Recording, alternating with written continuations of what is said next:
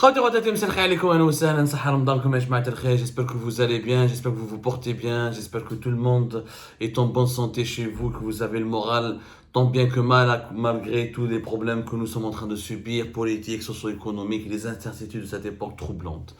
Une époque troublante, ya jama'a, où la géopolitique est devenue une composante quotidienne, une composante plutôt de notre quotidien.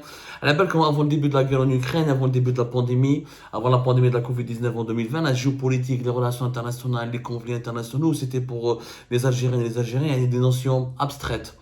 Ils ne pensaient pas que ça allait avoir un impact sur leur quotidien, que ça allait chambouler leur vie, que ça pourrait donner un nouveau sens à leur existence. Et bien c'est le cas aujourd'hui, la pandémie de la Covid-19, la guerre en Ukraine, les événements internationaux qui touchent de plein fouet notre pays, qui révèlent un petit peu ses fragilités et ses grandes faiblesses. Bon, c'est pas de cela que nous allons parler aujourd'hui, nous allons parler de la géopolitique, mais de ce que l'Algérie, de ce que Abdelmadjid Tebboune est en train de faire avec la France, aujourd'hui encore. Hier plutôt, le 3 avril 2023, la ministre des Affaires étrangères française Catherine Colonna, elle a appelé son homologue algérien, le ministre algérien des Affaires étrangères Ahmed Attaf, et l'essentiel de cette communication téléphonique a tourné autour de l'organisation de la visite d'Abdelmadjid Tebboune en France qui est prévue au mois de mai 2023, le mois de mai prochain. C'est la troisième fois que cette visite est abordée. Abdelmadjid Tebboune veut absolument venir au mois de mai en France. La visite d'Abdelmadjid Tebboune à Paris revêt un caractère très stratégique pour Abdelmadjid Tebboune. L'étape parisienne, son escale parisienne sera un virage important pour la suite de son mandat présidentiel et pour ses ambitions politiques en 2024.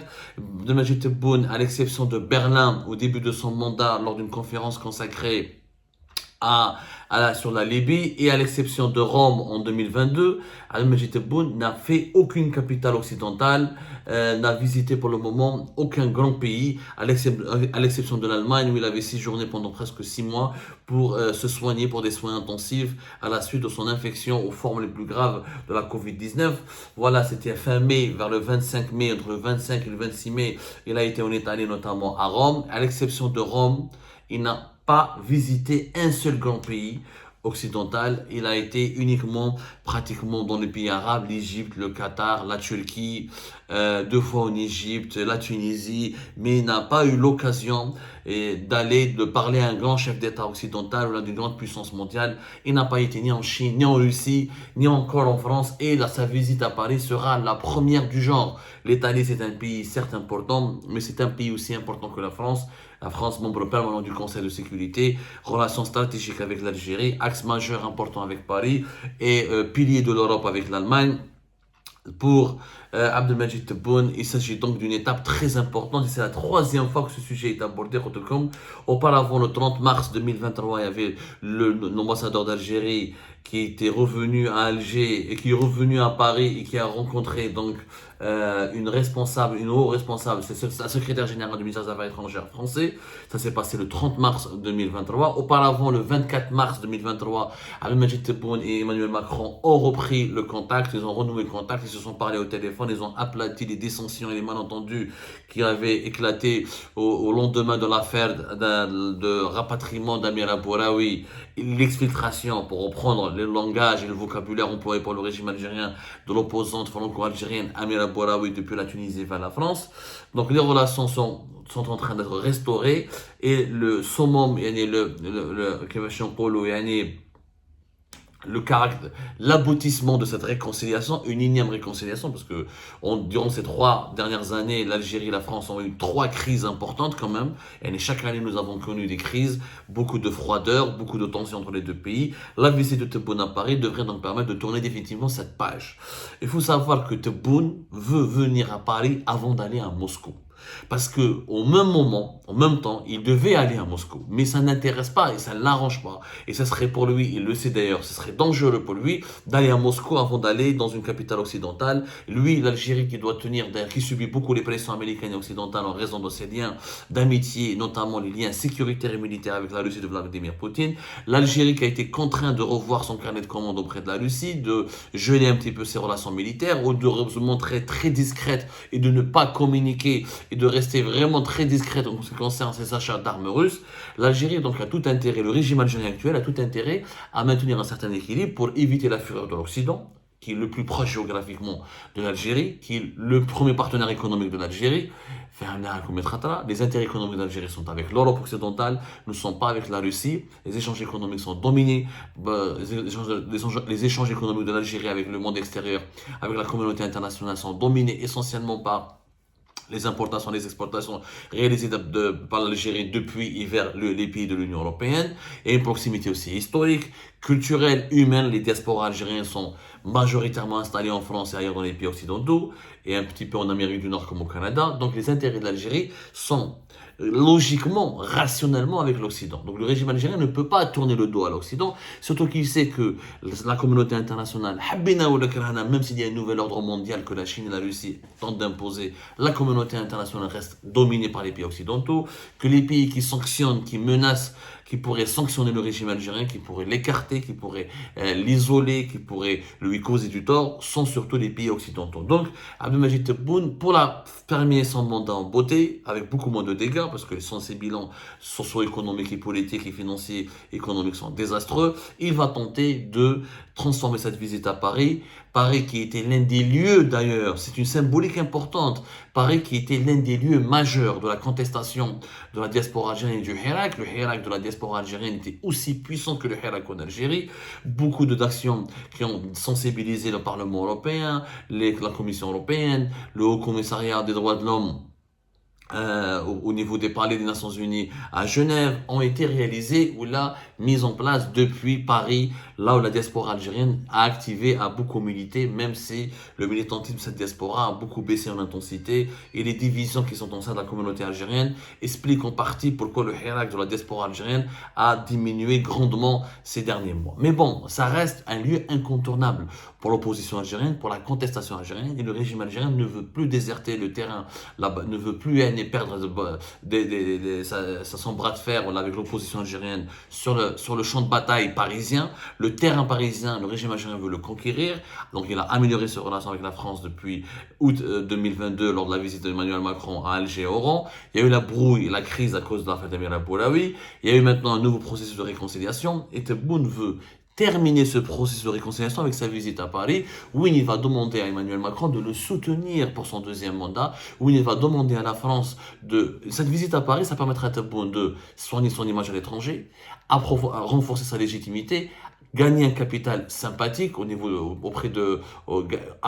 essayer de créer un capital sympathique auprès des pays occidentaux, essayer de rassurer l'Occident concernant les relations d'Algérie avec la Russie, et essayer de s'imposer au vu de l'Occident comme étant un pays beaucoup plus stable, et un pays beaucoup plus important que le Maroc, et un pays beaucoup plus sûr que le Maroc, et un pays qui pourrait jouer le rôle d'intermédiaire entre l'Occident et la Russie, et un pays pivot de la région dans l'Afrique du Nord, dont la sécurité au Sahel et de l'Afrique du Nord ne pourrait être garantie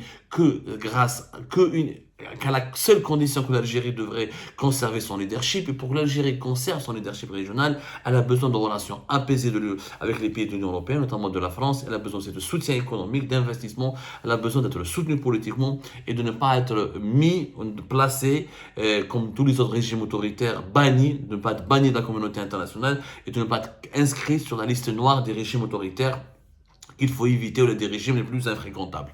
Justement, c'est pour devenir enfin un régime fréquentable. Parce que Abdelaziz Bouteflika a construit un système fréquentable.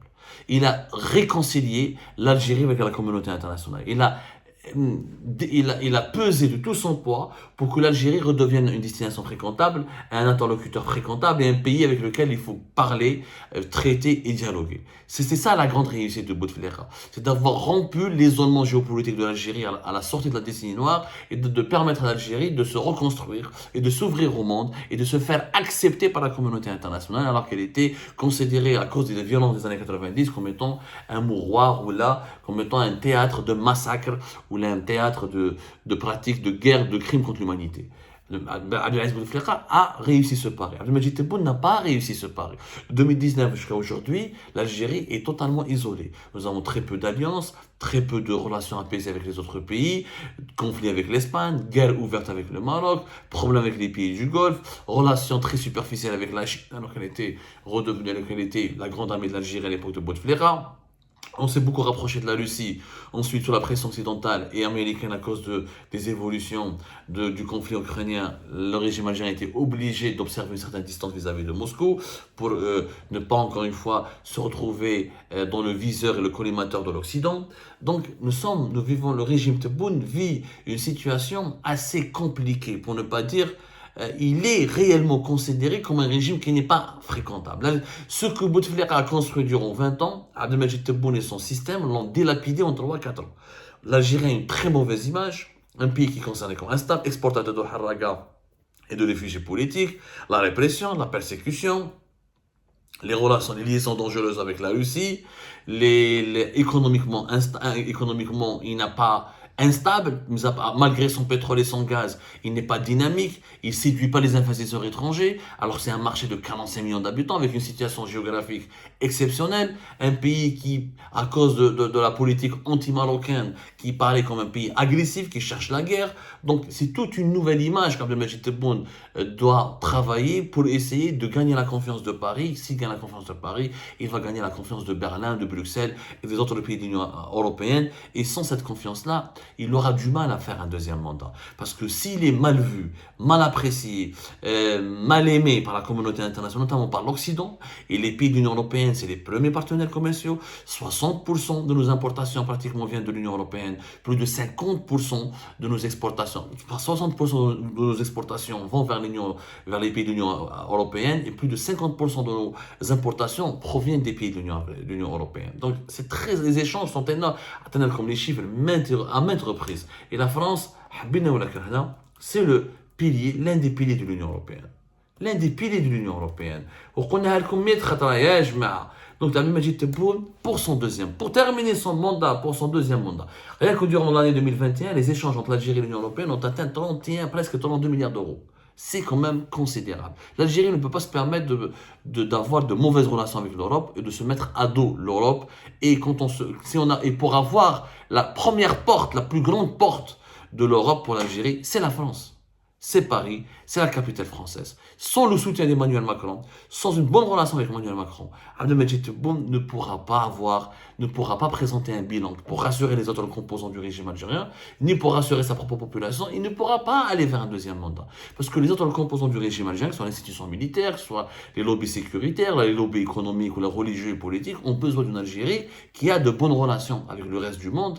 Sans bonnes relations avec le reste du monde, le pays restera fermé dans l'insécurité permanente, il ne pourra pas faire des affaires et les régions algériennes ne pourront pas profiter de leur confort, ni de leurs privilèges, ni jouir des intérêts ni jouir de l'influence que leur confère le pouvoir qu'ils détiennent entre leurs mains. Donc c'est une visite très importante. Je t'avoue que Moscou, Abdelmajid doit partir, mais il n'y a aucune date. Et les relations et le projet de la venue d'Abdelmajid Tebboune à Moscou reste pour le moment théorique. Et on encore comme il va venir à Paris avant d'aller à Moscou. Parce qu'il doit rassurer l'Occident, il doit calmer la colère de l'Occident, il doit gagner la confiance de l'Occident, et il doit gagner le soutien de l'Occident.